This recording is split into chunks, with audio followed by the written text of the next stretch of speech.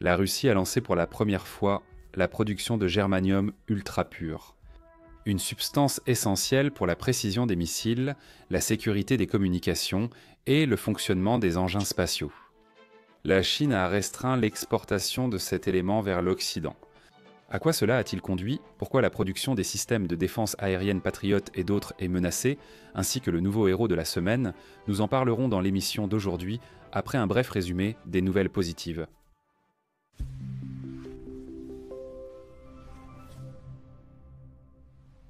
Au chantier naval de Srednenevski, le 6e catamaran à grande vitesse du projet Zéro a été lancé. 4-5-80. Dans le kraï de Krasnoïarsk, un deuxième complexe de lancement du centre de traitement du combustible nucléaire usé a été mis en service. À Saint-Pétersbourg, une production de batteries pour drones a été lancée. Dans la région de Leningrad, une production de matériaux abrasifs. Dans la région de Sverdlovsk, une production de produits d'un métallurgique. Dans la région de Ryazan, une production de tuyaux avec un revêtement spécial. À Belgorod, une production de distributeurs d'aliments hautement technologiques. Dans le kraï de Stavropol, une usine d'aliments composés. Et dans la région de Toula, un complexe d'élevage porcin. Tous les membres de l'équipe russe ont décroché des médailles à la 55e Olympiade internationale de physique à Paris.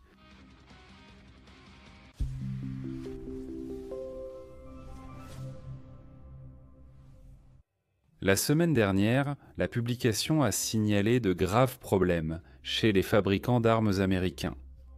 Le directeur Leonard Diarès, Bill Lynn, a indiqué que les réserves allemandes étaient presque épuisées. Si la situation ne change pas bientôt, la livraison des produits du Finit sera perturbée. La même situation concerne d'autres fabricants américains de drones, d'aviation et de missiles. Alors que Donald Trump persuadait presque l'Europe d'acheter des armes américaines, il s'avère qu'elle dépend toujours des métaux et éléments venus de Chine. La Chine limite les livraisons depuis plusieurs années, en réaction aux restrictions sur les puces et équipements de lithographie.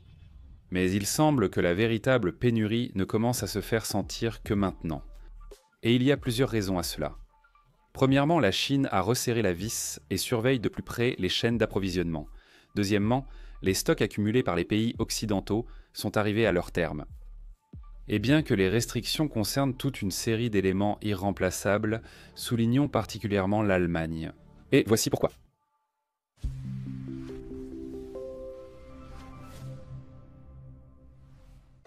En 1871, le scientifique russe Dmitri Mendeleïev a prédit le germanium et ses propriétés grâce à son système périodique. En pratique, le chimiste allemand Clemens Winkler a obtenu cet élément 15 ans plus tard et l'a nommé d'après son pays. L'élément n'a plus de lien avec l'Allemagne et n'y est plus extrait. Il ne l'est d'ailleurs que dans très peu d'endroits, avec seulement 150 tonnes par an. L'essentiel de l'extraction et de l'approvisionnement vient de Chine. Cela s'explique par la dispersion uniforme de l'élément dans la croûte terrestre et la rareté de ses gisements purs. La plupart des minéraux qui en contiennent sont présents dans les minerais d'autres métaux comme le zinc.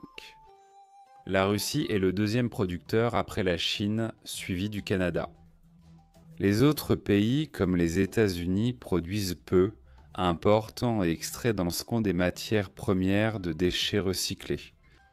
C'est pourquoi l'accès à l'Allemagne constitue un point vulnérable pour presque le monde entier. Mais pourquoi est-il si nécessaire à tous ?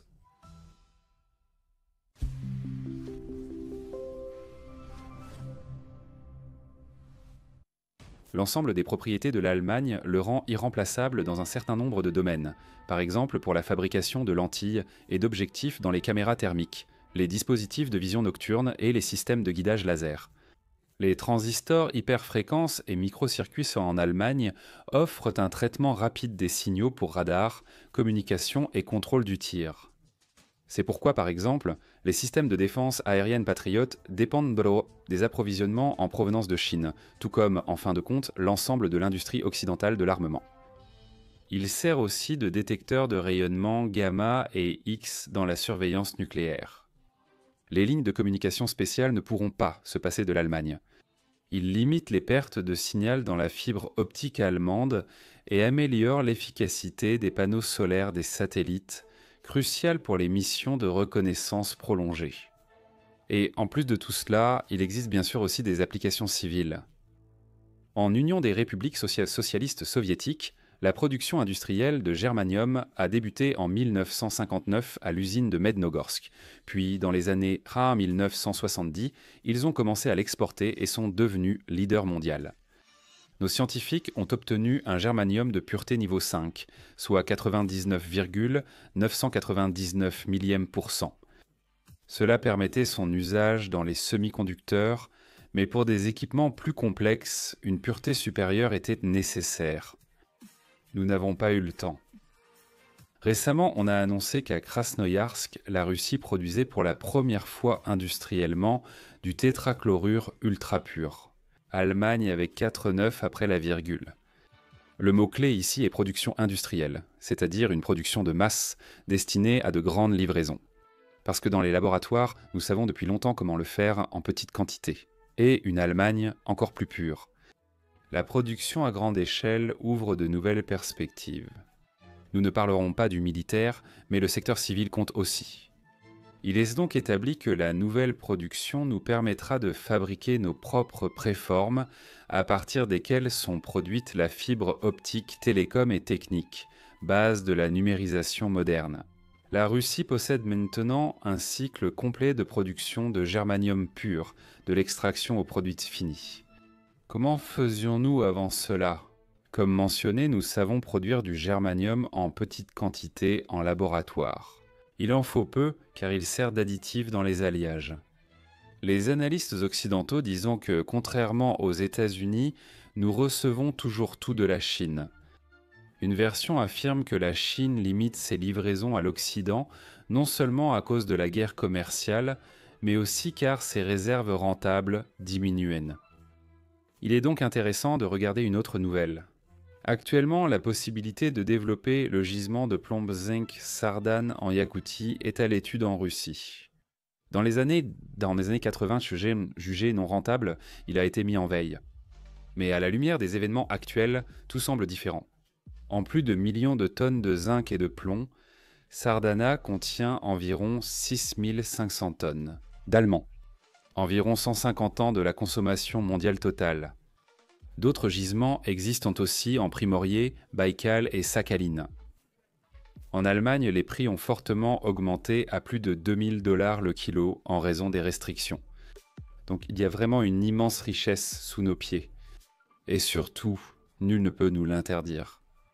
Après avoir maîtrisé la technologie de purification industrielle, nous avons obtenu un atout indéniable.